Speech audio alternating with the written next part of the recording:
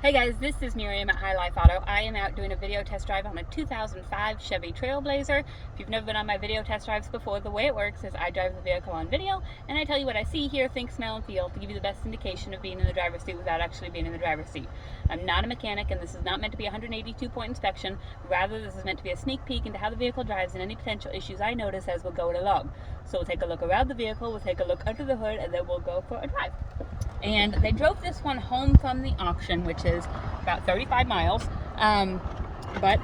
So they said it ran good, but I haven't driven it yet, so this is my first time driving it. All right, let's flip you around. All right, here she is. Not a bad body for the Midwest. We've got a little bit of rust down here on the rockers. We've got 35% tread on the front tires.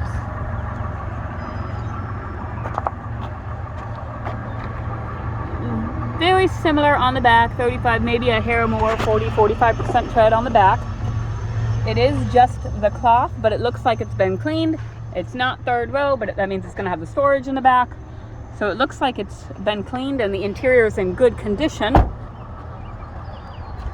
Looks like you've got a little like rock chip right there. And maybe a little bit of rust down on the bottom of the tailgate and the windshield. That's just the wiper though that's rusted. I might even have one to stick on there in the office. See, here's the back. Again, it looks like it's clean. This came out of Cedar Rapids. On this side, you've got a little bit of rust above the wheel well and down here on the rockers. And this running board looks worse than it is. It's still pretty solid. I guess it's not as solid as the other one, but it's still there. So not bad looking, especially for a Midwest vehicle. And let's open up this hood. Oh, it's a heavy one. So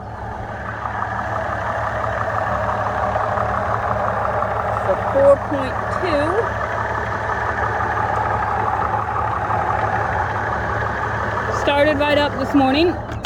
Didn't have to jump it or anything. Looks like you've got a little crack in the windshield right here.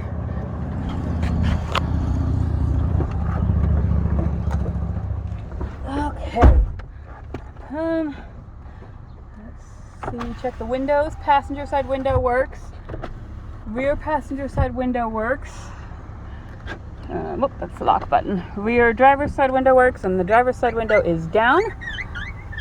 And it's squeaky, but it works. Okay, so you can't see this. The lights are really dim. 276,804 miles on here. That's a lot of miles. It's got a check engine light, and the oil change is up to date. It's not due until 277,582. So another 800 miles, but the good thing about that is the oil change is current. And on a vehicle with this many miles, when it's been taken care of, usually that means it's been taken care of. When people change the oil, when they've got tires on there, when it's clean like this, most of the time that's a good thing. Heat is working. I can feel it without it even being on. Turn the AC on. Let's see if that works. We'll test the radio. Radio works. AC is blowing cold. Let's see if the rear windshield wiper works, even though it's rusty. Okay, so the rear windshield wiper doesn't appear to work. I never use that thing anyways, but just so you know. We're gonna try, so this has the two-wheel drive, the all-time four-wheel drive, which is what you kind of it's what you kind of use when the weather's a little bit iffy, like, I don't know if it's okay, and then it'll kick in automatically if it needs to. You've got the four-wheel drive, which we're going to test. Drive. I crank my wheel.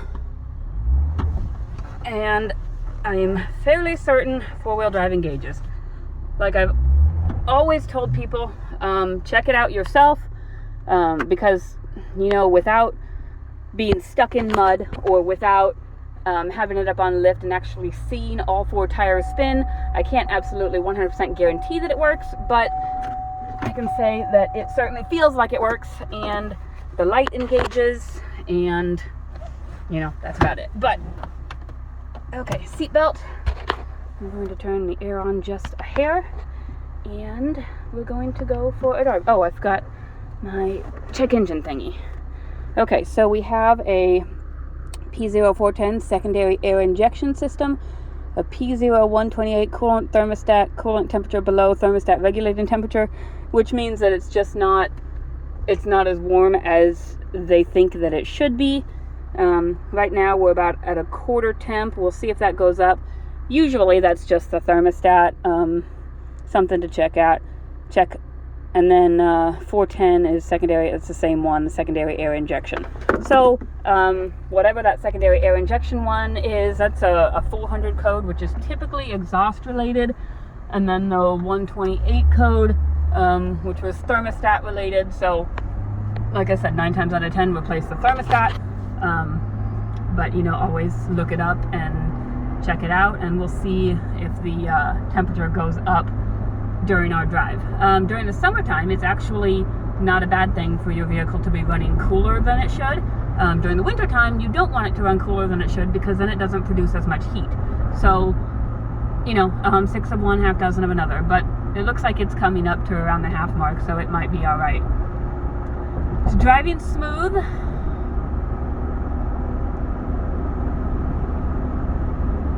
I don't hear any suspension noise, and it's got good power.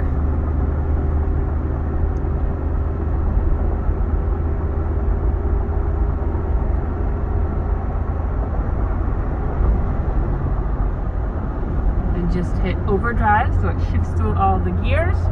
We'll try our turn signals. Left turn signal works. Right turn signal works. Wipers work. Horn works. Let's figure out where the cruise is, and see the cruise indicator on the top left right there, and it works. So seems like everything works. There's none of the accessory type things that need repaired, as far as I can tell. It's driving smooth. Like I said, I don't hear any suspension noise. It's got good, what's the word I'm looking for? Good response. So when I move the wheel side to side like that, it responds. It might be a little bit shakier than it should be, and by shaky I kind of mean like boat-like.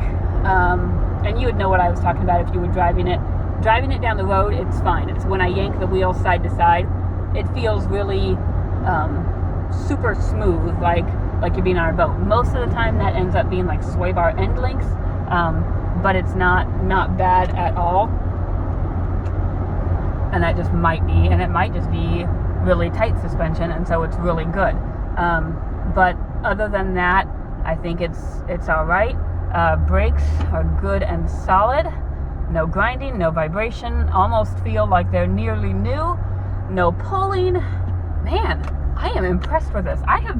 We've gotten quite a few cars recently that have had over 250,000 miles, and I have been just floored with the condition of them, because they have just been so well taken care of that you wouldn't even know that they had that many miles on them. So, and honestly, I've never seen a Trailblazer with this many miles that runs this good, but shoot, it's running good. So everything seems to work. The 4-wheel drive, AC, heat, radio, windows, wipers. Just the rear windshield wiper, I guess, is the only one that's not engaging. But cruise, horn, turn signals, suspension seems good. I don't know what else was there. I think it all runs good, and it's driving good. It's driving quiet and smooth. You know, I can't really tell you any reason that I wouldn't put my kid in it. I got kids. I wouldn't put my kids in it and drive it up to Cedar Rapids to see my mom, or I don't know. I don't know that I would intentionally drive a vehicle out to California to see my dad without, you know, driving it more in the beginning, but it drives really good. I don't have any reason why I wouldn't just get in it and go. So if you guys have any questions, feel free to email me, text me, call me, Facebook message me. My cell phone's 309-267-7200. Check out those check engine codes, see if it's anything that bothers you. Come test drive it, see if you like it, see if it's what you need. Obviously, it's going to be cheap because it does have 276,000 miles. Even if it runs excellent, miles are still miles. So if you guys have any questions, shout out to me, and I will see you guys when you get here. Thanks, guys.